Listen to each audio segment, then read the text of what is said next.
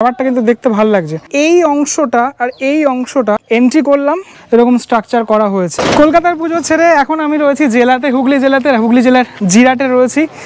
কোথায় রয়েছে একটুখানি বলে দিই। জিরাট স্টেশন থেকে নেমে ওই জিরাট আদি বারোয়ারি, মানে তোমার হাওড়ার দিকে যেতে গেলে তোমার বাঁদিকে পড়বে, যেটা বাঁদিকের রাস্তা দিয়ে আসলে, ওখান থেকে আসলে ওই আদি বারোয়ারির পুজোটা মানে মুন টাওয়ারটা দেখার পরেই সোজা আসলেই ধাক্কা খাবে এই জায়গাটাতে তোমরা। ঠিক আছে, এখান থেকে এই দিকে চলে যেতে হবে। আমি একটু দেখিয়ে দিই কোন ক্লাবে যাচ্ছি আমি। শারদীয়া দুর্গোৎসব কালিয়াগড় পূর্বপাড়া সার্বজনীন দুর্গোৎসব কমিটি। এবছর হচ্ছে এই মন্দিরটা, যেটা একটা বৌদ্ধ মন্দির, মায়ানমারের বৌদ্ধ মন্দিরে অনুকরণে হচ্ছে। 59তম বর্ষ, বেশ মানে অনেকটা বছরই কিন্তু হয়েছে এই ক্লাবের। শ্রীপুর নিয়ার কালিয়াগড় মোড়, এই যে তোমার ইয়েটা আছে, ফলকটা আছে, এই ফলকের এই রাস্তা দিয়ে সোজা চলে যেতে হবে। মেন রাস্তা থেকে 2 মিনিট হাঁটা পথে চলে আসলাম আমি টিএনএস ক্লাব। ঠিক আছে, মানে শর্ট ফর্মে। ঠিক আছে, ওদের 1984 সালের ক্লাব, অনেকটা পুরনো কিন্তু। তো এই হচ্ছে তোমার মণ্ডপটা, মায়ানমারের বৌদ্ধ মন্দির। এবছর জিরাটে আমি দেখলাম 2খানা বৌদ্ধ মন্দির হচ্ছে। ঠিক আছে, একটা হচ্ছে যুবশক্তিতে আর একটা হচ্ছে এখানে। তো এর যে হাইটটা মোটামুটি ওটার থেকে একটু কম হাইটের। সামনে এটারও একটা পুকুর রয়েছে, বেশ মানে পিছন দিকটাতে মানে এই জায়গাটাতে একটা স্থলভাগ রয়েছে এবং 2 সাইডে এরকম পুকুরটা রয়েছে বলে আরও বেশ ব্যাপারটা কিন্তু দেখতে ভালো লাগছে। তো বাঁশের যে কাজ, বাঁশের যে স্ট্রাকচারাল পার্ট, সেটা মধ্যেই এতটা অবধি রেডি হয়েছে। আর তার মধ্যে দেখতে পাচ্ছি যে বাটাম ফাটাম দিয়ে করেছে। একটা এখানে দেখতে পাচ্ছি যে লেয়ারগুলো রয়েছে, এক একটা করে লেয়ার রয়েছে। এই লেয়ারের ওপরে এক একটা করে লেয়ার ওপরে তারপরে কিন্তু এইভাবে গড়ে উঠেছে আপাতত মণ্ডপটা। আমি যদি ভালো করে এই ছবিটা, যে ছবিটা ব্যানারে রয়েছে, ভালো করে দেখো, এই হচ্ছে তোমার ওপরের পোর্শনটা, কিন্তু আমি বুঝতে পারলাম না এই অংশটা আর এই অংশটা কিভাবে তৈরি হবে এই মণ্ডপে, কেননা জায়গাটা কোথায়। যদি আমি ওই পোর্শন দুটো বলি, ওই পোর্শন দুটো কিন্তু এখন অবধি রেডি নেই।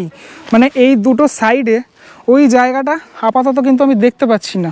আমি জানি না ওটুকু করবে নাকি এরকমটাই থাকবে, বোঝা যাচ্ছে না সেটা। কেননা পিছনে পুরোপুরি কিন্তু এই জল রয়েছে, সেই জলের মধ্যে কিভাবে কতটুকু করা সম্ভব হবে সেটা আপাতত এই মুহূর্তে আমার ঠিক আইডিয়া নেই।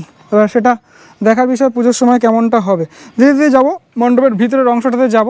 তবে এই যে ব্যাপারগুলো মানে করেছে, যে এরকম বরফি টাইপের ব্যাপারটা করেছে, এটা বেশ মানে ভাল লাগছে। মানে এই জিনিসটা সিকিওর এসছে, মানে এই জিনিসটা ঠিকঠাক এসছে এবং এখানে এক্সটেন্ড হয়েছে, মানে পুকুরের মধ্যে এক্সটেন্ড হয়েছে।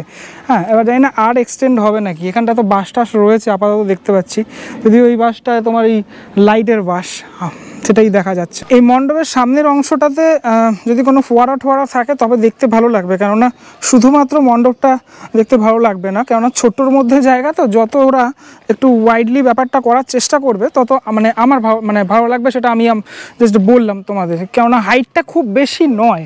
হ্যাঁ, পুরোপুরি মায়ানমারের যে মন্দির, তার কারণটা এই 2 পাশে এইগুলো থাকার কারণে। এইগুলো কি আমি ঠিক বুঝতে পারছি না।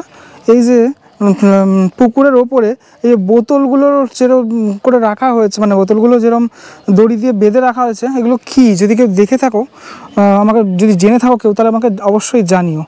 পুকুরের মধ্যে এরকম কী থাকতে পারে আমার জানা নেই ঠিক। আরে যাই হোক, এন্ট্রি করলাম ভিতরের অংশটাতে। এন্ট্রি করার পর দেখাই তোমাদের ভিতরটা ঠিক কেমনটা হয়েছে। সেরকম প্রাইমারি স্টেজেই ব্যাপারটা এখনও রয়েছে বলা যেতে পারে। হ্যাঁ, বাইরের কাঠামোটা, যে খাঁচাটা, সেটা তো তৈরি হয়ে গেছে। আর মণ্ডপটা মানে ভিতরে মানে মাতৃ প্রতিমা থাকবে হচ্ছে তোমার এই অংশটাতে। এখানে স্টেজটাও করা হয়েছে। আর স্টেজের মধ্যে আমি দেখতে পাচ্ছি বেশ কিছু এরকম ছোট ছোট ছোট ছোট বাটাম দিয়ে এরকম স্ট্রাকচার করা হয়েছে, যেগুলো বিভিন্ন অংশে লাগানো হবে বা ইনস্টল করা হবে। বাকি এই যে পোর্শনটা, মানে এই পুরো অংশটা জুড়ে তো বিভিন্ন জিনিসপত্র থাকবে, কেননা এখানে এই বাটামের স্ট্রাকচারের কাজ রয়েছে, ওপরে রয়েছে।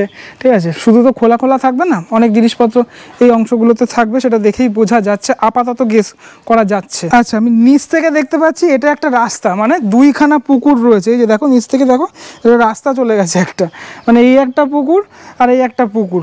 ওরা পুকুরটাকে পারলে ব্যবহার করতে পারে, মানে একটা ভালো পয়েন্ট রয়েছে এখানে, লাইটগুলো দিয়ে সুন্দর করে ব্যবহার করতে পারে। এবার জানি না না ক্লাব কর্তৃপক্ষের ব্যাপার সেই অংশটা। তবে এই মুহূর্তে আমি জিরাটের পুজো দেখে যতটুকু বুঝছি মোটামুটি জিরাটে ভালোই পুজো হয়, কলকাতা থেকে মানে কলকাতা তো পুজো হয়ই, সাথে সাথে ভালোই পুজো হয় মোটামুটি। এই যে ভাবনাগুলো, এই যে মন্দির, তারপরে তোমার এই জিনিসগুলো যেগুলো আমি দেখছি, তোমার মুন টাওয়ার দেখেছো, মুন টাওয়ার থেকে একদম সোজা আসলেই এই মণ্ডপটা দেখা যাবে। হ্যাঁ, তো এইগুলো মোটামুটি ভালো একটা জিনিস, মানে একটা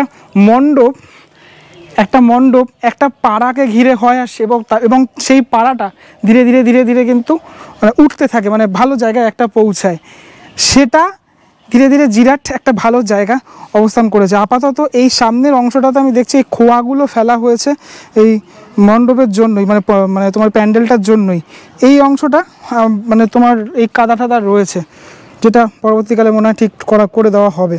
এই ভিডিওটার মধ্যে মোটামুটি দেখানোর চেষ্টা করলাম এই ক্লাবের এই যে মায়ানমারের যে বুদ্ধ মন্দির, সেটা দেখানোর চেষ্টা করলাম। এটা কিন্তু রাস্তা, মানে মেন রাস্তা, ওই মেন রোড থেকে তোমরা পায়ে হেঁটেই চলে আসতে পারবে। তো কেমনটা লাগলো ভিডিওটা সেটা আমাকে জানিও। আমি কিছু কিছু সাজেশন দিলাম যেটা হলে ভালো হয়, আমার নিজের অ্যাজ এ ভিউয়ার ভালো লাগবে, সেটা তোমাদেরকে জানানোর চেষ্টা করলাম। তোমাদের কেমনটা লাগলো সেটা আমাকে অবশ্যই জানো। জিরাট থেকে কারা কারা দেখছো সেটা আমাকে জানাতে ভুলো না। পরবর্তী ব্লগে দেখা হচ্ছে খুব শীঘ্রই, ততক্ষণের জন্য বিরতি নেবো। ভালো থেকো সবাই, টাটা।